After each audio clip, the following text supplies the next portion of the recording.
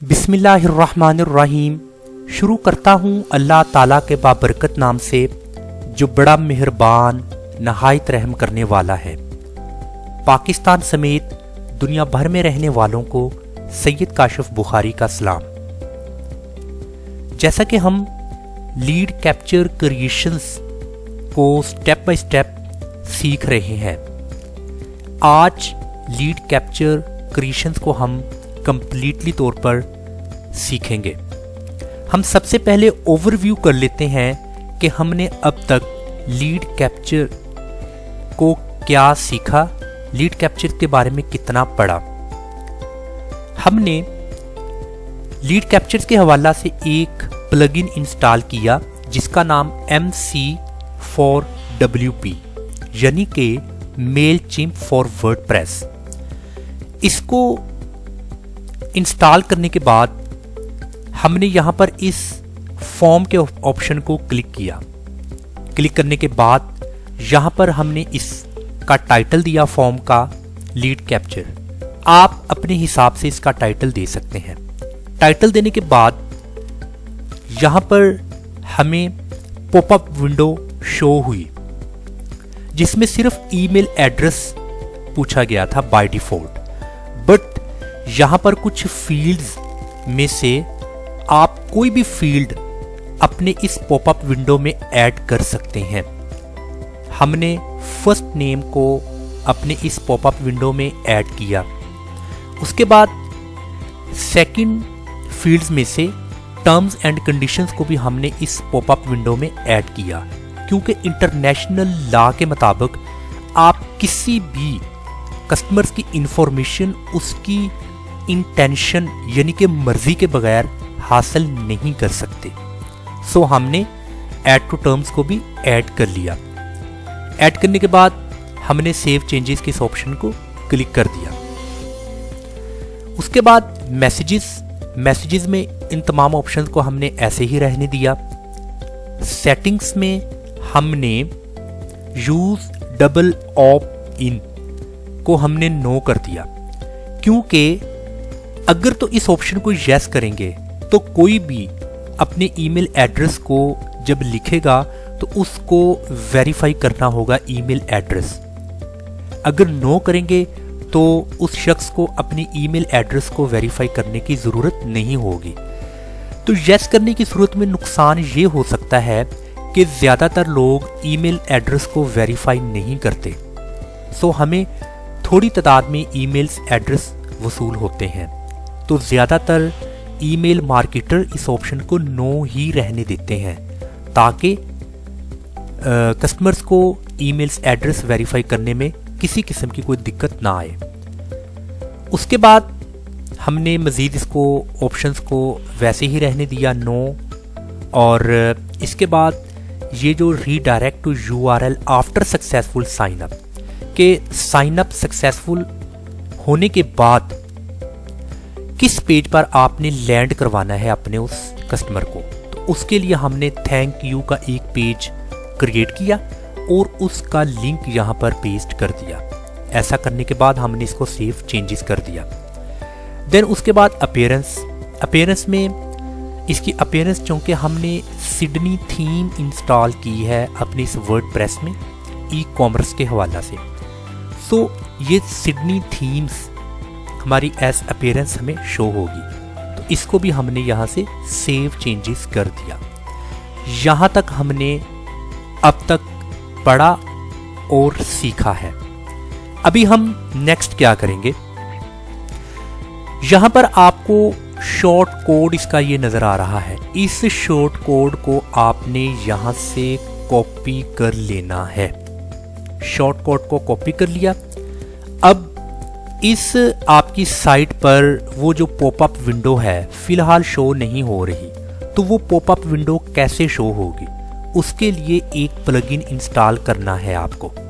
आपने यहाँ पर प्लगइन्स में ऐड न्यू के इस ऑप्शन को क्लिक करना है। सो यहाँ पर ऐड न्यू को क्लिक करेंगे तो आपने प्लगइन सर्च बार में लिखना है बॉक्सजिला।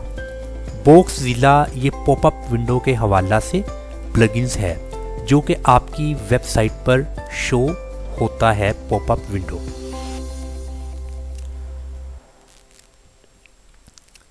सर्च प्लगइन्स में आप लिखें बॉक्सजिला।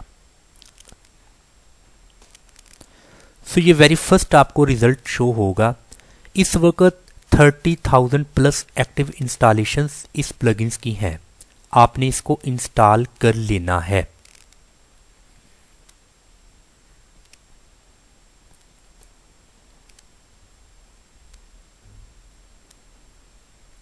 इस वक्त ये इंस्टॉल हो चुका है, आपने इसको एक्टिव कर लेना है।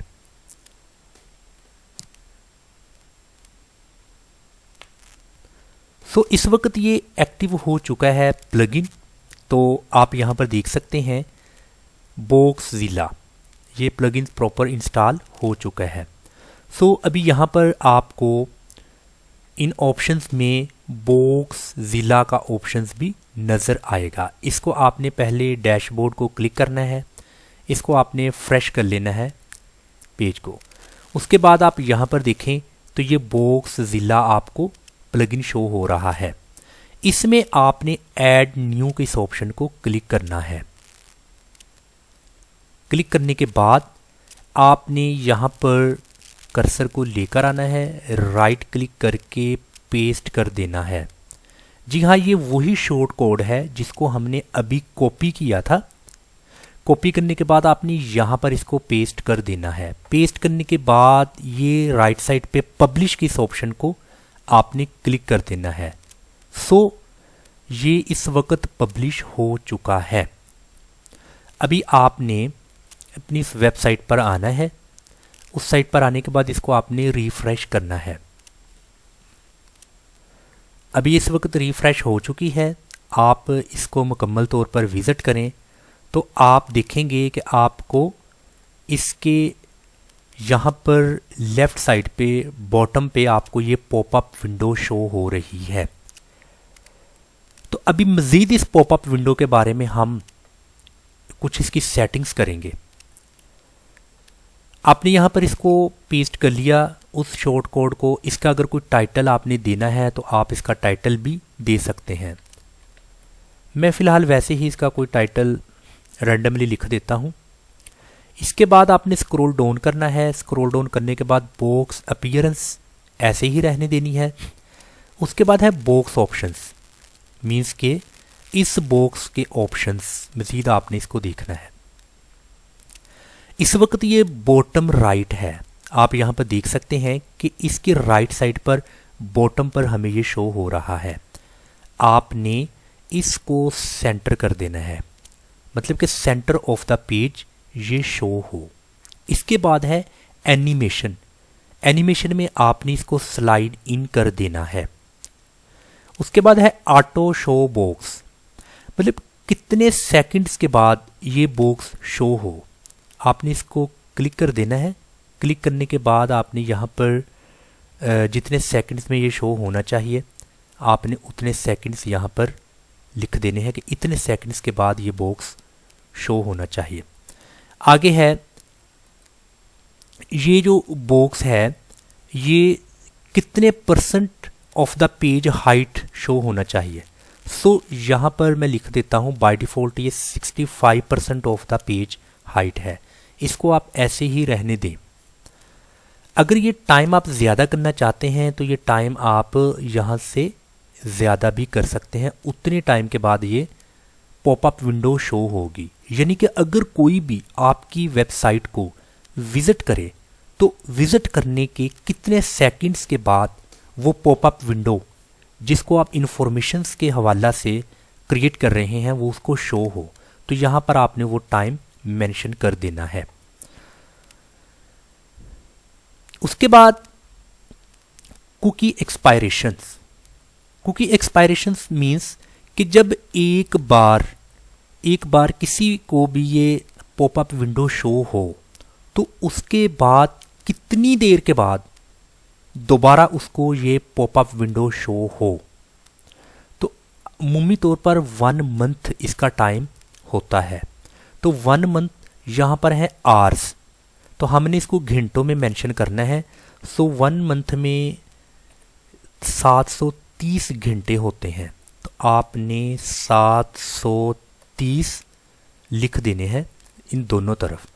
तो जब कोई भी आपकी वेबसाइट पर आएगा उसको फर्स्ट टाइम पॉपअप विंडो ये शो होगी, तो वो इन्फॉर्मेशन वगैरह देगा। उसके बाद 1 मंथ तक उसको ये शो नहीं होगी। अगेन बाकी ऑप्शंस को आप ऐसे ही रहने दें। लास्ट में है इनेबल टेस्ट मोड, इसको आपने यस कर देना है, इनेबल टेस्ट मोड। ये ऑप्शंस करने के बाद आपने यहाँ पर जो आपको ये ऑप्शंस नज़र आ रही है इसको आपने यहाँ पर अपडेट कर देना है।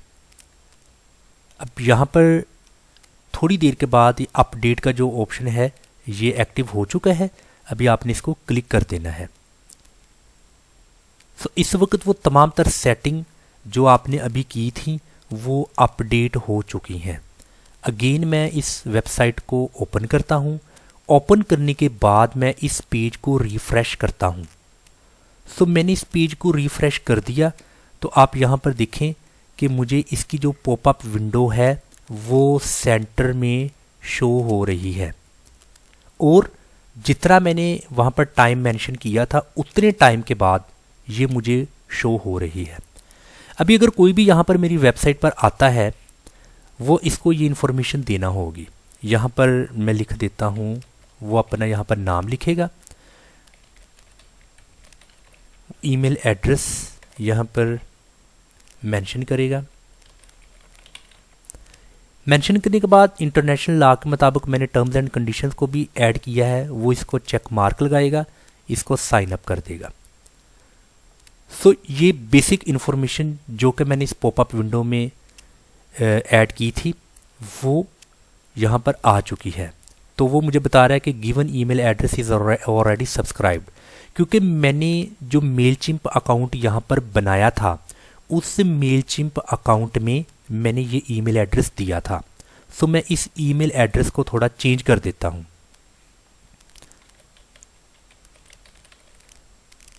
करने के बाद मैं इसको चेक मार्क लगा के इसको मैं साइन अप कर देता हूँ।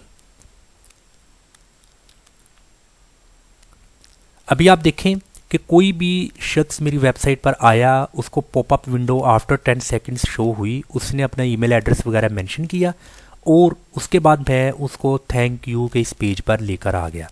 मज़ीद आप इसको एडिट भी कर सकते हैं, मीन्स के जो आपने थैंक यू का पेज क्रिएट किया है उसकी मज़ीद कुछ डिटेल्स भी आप लिख सकते हैं। सो अभी मुझे कैसे पता चलेगा कि कितने सब्सक्रिप्शंस मुझे मिल चुके हैं या कितने ईमेल्स एड्रेस अब तक मैंने रिसीव कर लिए हैं? इसके लिए आपने मेलचिम्प अकाउंट को लॉगिन कर लेना है। अब ये मेलचिम्प अकाउंट को आपने लॉगिन कर लिया।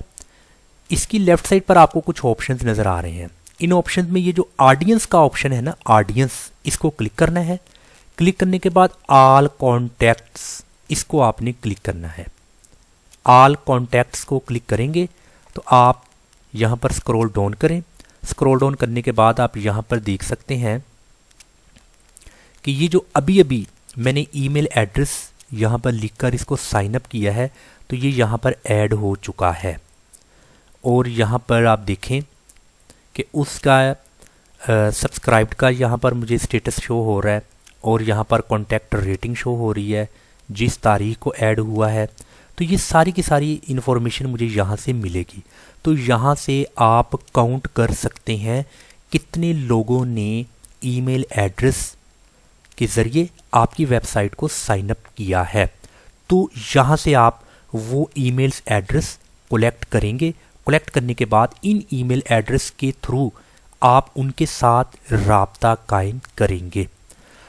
तो लीड कैप्चर क्रिएशंस के हवाला से हमने इसको अच्छे तरीके से समझा, इसको सीखा और हमने देखा कि एक पॉपअप विंडो कैसे क्रिएट करनी है, उस फॉर्म्स में कौन सी फील्ड्स को ऐड करना है, कैसे करना है और उसको अपनी वेबसाइट का हिस्सा कैसे बनाना है। मैं उम्मीद करता हूं कि आपको इस लेक्चर की भरपूर समझ आ चुकी होगी।